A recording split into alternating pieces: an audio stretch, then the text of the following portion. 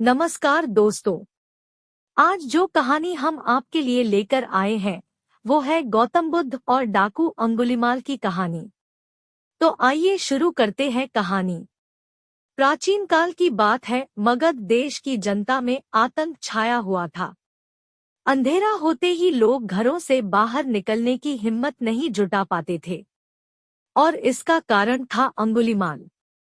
अंगुलीमाल एक खूंखार डाकू था जो मगध देश के जंगल में रहता था और जो भी राहगीर उस जंगल से गुजरता था वह उसे रास्ते में लूट लेता था और उसे मारकर उसकी एक उंगली काटकर माला के रूप में अपने गले में पहन लेता था और इसी कारण लोग उसे अंगुलीमाल कहते थे।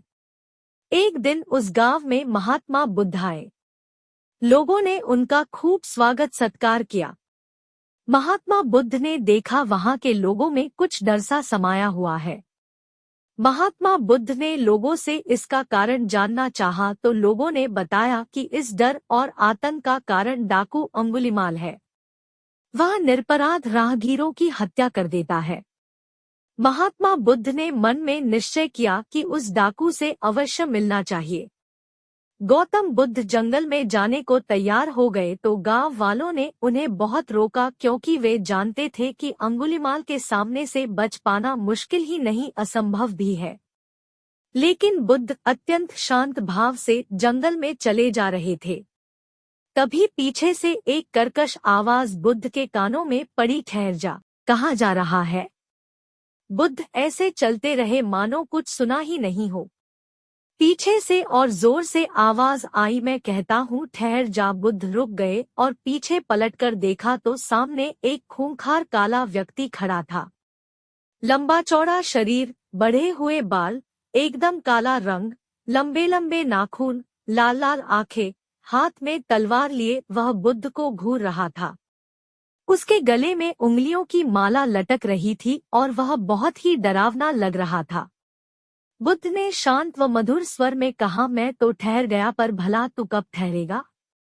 अंगुलीमाल ने बुद्ध के चेहरे की ओर देखा। उनके चेहरे पर बिल्कुल भय नहीं था, जबकि जिन लोगों को वह रोकता था वे भय से थरथर कांपने लगते थे। अंगुलीमाल बोला, है सन्यासी, क्या तुम्हें डर नहीं लग रहा है? देखो, मैंने कितने लोगों को मारकर उनकी उंगलियों की माला पहन रखी है। बुद्ध बोले, तुझसे क्या डरना है? डरना है तो उससे डरो जो सचमुच ताकतवर है। अंगुलीमाल जोर से हंसा, है साधु, तुम समझते हो कि मैं ताकतवर नहीं हूँ? अरे मैं तो एक बार में 10-10 लोगों के सिर काट सकता हूँ। तो इस पर बुद्ध बोले, यदि तुम सचमुच ताकतवर हो तो जाओ उस पेड़ के 10 पत्ते तोड़ लाओ। अंगुलीमाल ने तुरंत 10 पत्ते तोड़े और बोला, इसमें क्या है? कहो तो मैं पेड़ ही उखाड़ लाऊं।